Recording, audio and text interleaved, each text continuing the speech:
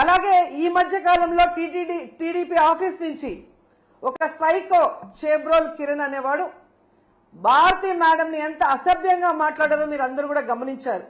మరి టీడీపీ ఆఫీసులో అతనితో మాట్లాడించిన చంద్రబాబు నాయుడిని, లోకేష్ ని క్షమాపణ చెప్పాలి, వాళ్ళ మీద కేసులు కూడా పెట్టాలి అంత ఘోరంగా మాట్లాడినందుకు. నిన్న మీరు చూస్తే మూర్తి గారి డిబేట్ లో సంబంధమే లేకుండా రేణుకా చౌదరి గారు ఎంత అడ్డదిడ్డంగా మాట్లాడుతుందో మనం గమనించాం. మరి ఆవిడ మీద ఎందుకు కేసు పెట్టలేదు? మూర్తి గారి మీద ఎందుకు కేసు పెట్టలేదు? ఎందుకు బిఆర్ నాయుడు గారు క్షమాపణ చెప్పలేదని నేను అడుగుతున్నాను. ఈరోజు సాక్షిలో మాట్లాడారన్నారు, అదే మాటలు ఆయన మాట్లాడిన విధానం తప్పు కృష్ణంరాజు అనే వ్యక్తి. కానీ అదే వార్తలు టైమ్స్ ఆఫ్ ఇండియాలో వచ్చాయి, అదే న్యూస్ ఈటీవీలో వచ్చింది. మరి వాళ్ళ ఆఫీసుల మీద ఎందుకు దాడులు జరగలేదు? వాళ్ళ మీద ఎందుకు కేసులు పెట్టలేదు? కేవలం సాక్షి మీద ఎందుకు దాడులు చేస్తున్నారు? అలాగే ఎందుకు సాక్షిలో మాత్రమే ఈరోజు కొమ్మినేని గారి మీద తప్పుడు కేసు పెట్టి అరెస్ట్ చేశారని నేను అడుగుతున్నాను. ఎందుకంటే కొమ్మినేని గారి మీద ఎప్పటి నుంచో లోకేష్ కి, చంద్రబాబు నాయుడుకి కక్ష. గతంలో అమరావతి భూములు, 3 పంటల భూములు దోచుకొని రియల్ ఎస్టేట్ చేస్తున్నారన్న క్రమంలో ప్రజలు అక్కడ ఎవరైతే తిరగబడ్డారో, రైతులు తిరగబడ్డారో అవన్నీ కూడా ఆయన తన డిబేట్ లో ప్రజలకు అందిస్తున్నారన్న కక్షతో ఎన్టీవీ యాజమాన్యం పైన ఒత్తిడి తీసుకొచ్చి ఆయనని ఆ ఛానల్ నుంచి బయటకు పంపించారు. అక్కడి నుంచి వేరే ఏ ఛానల్లో ఆయన వెళ్ళినా అక్కడ రానికుండా గేట్లు వేయించారు. సాక్షిలో ఉన్నారు కాబట్టి ఈరోజు ఆయన మీద కక్ష కట్టి ఇటు జగనన్నని, భారతమ్మని ఇరికిస్తూ అటు కొమ్మినేని గారిని ఇరికించాలని ప్లాన్ చేయడం నిజం కాదా అని అడుగుతున్నాను. ఎందుకంటే ఈ డిస్కషన్ జరిగింది జూన్ 6వ తేదీ. ఆ రోజంతా ఎవ్వరూ మాట్లాడలేదు. ఆ జరిగిన నెక్స్ట్ సెకండ్ అది తప్పు అని చెప్పి తాను తప్పు చేయకపోయినా సారీ చెప్పారు జర్నలిస్ట్ గారు, కొమ్మినేని గారు.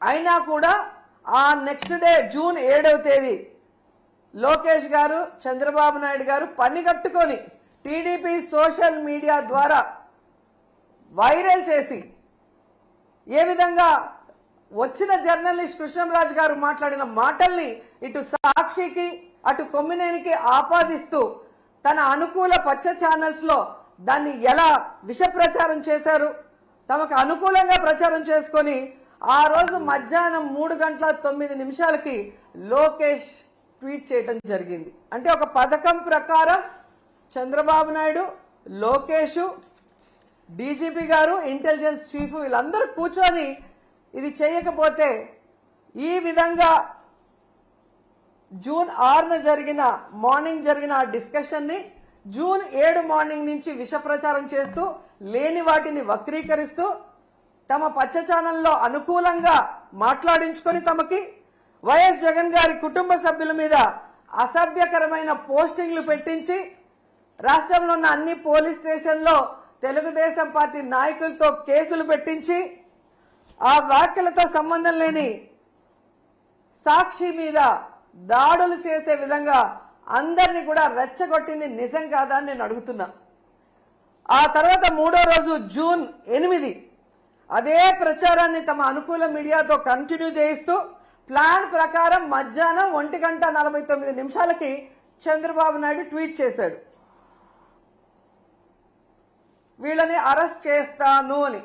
అడిగింది కొడుకు, చేయించింది తమ పార్టీ నాయకులతో కంప్లైంట్లు ఇప్పించి తమ పచ్చ ఛానళ్లతో తప్పుడు ప్రచారం చేయించి పెద్ద మనిషిలాగా దాన్ని కేసు పెట్టి అరెస్ట్ చేస్తానన్నట్టుగా ఈయనతో మాట్లాడిస్తూ అదే పథకంలో భాగంగా పవన్ కళ్యాణ్ ఆఫీస్ నుంచి Pavan Kalyan press note release చేసినట్టు 3:40కి ప్రెస్ నోట్ రిలీజ్ చేయడమే కాకుండా సాయంత్రం 6:45 పవన్ కళ్యాణ్ గారి ద్వారా ట్వీట్ చేయించారు.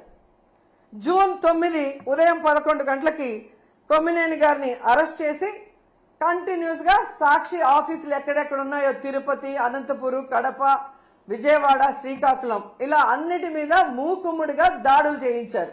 ఆ దాడులు చేసిన వీడియోలు, ఫోటోలు చూస్తే మీకే అర్థమవుతుంది దాంట్లో ఎమ్మెల్యేల భార్యలు, కొడుకులు, కార్పొరేటర్లు, కౌన్సిలర్లు, టీడీపీ నాయకులు స్పష్టంగా కనిపిస్తున్నారు. అంటే ఒక పథకం ప్రకారం చంద్రబాబు నాయుడు కూటమి ప్రభుత్వం చేస్తున్న తప్పుల్ని ఎత్తి చూస్తున్న సాక్షిని,